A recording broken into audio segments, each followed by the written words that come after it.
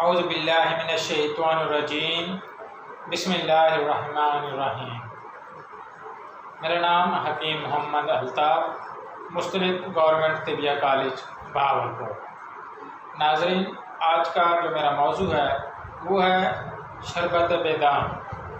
गर्मी के लिए लाजवाब शरबत है। इसका जो बनाने का तरीका है वो मैं आपको बताता हूँ। इसके जो फ़वाइद है वो भी मैं आपको बताऊँगा। सबसे पहले आप अज्जा लिख लें। मगज़ बेदाम शीरी 125 ग्राम, मगज़ तरबूज 1 पाव, दाना इलायची सब्ज़ 15 ग्राम, ज़ीरा सफ़ेद 3 ग्राम, काली मिर्च जिसे फिलफिल स्याह भी कहा जाता है 1 ग्राम।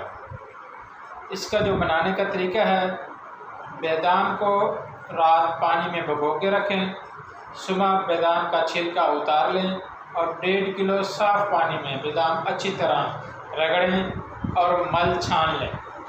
3 किलो चीनी में इसका शरबत पकाएं। जब कवाम तैयार हो जाए तो बाकी चीज़ें खूब अच्छी तरह पाउडर करके इस शरबत में मिला लें। जब कवाम बिल्कुल मुकम्मल पक जाए और तैयार हो जाए तो इसे उतार लें। ठंडा होने पर आप बोतलों में महफूज कर लें।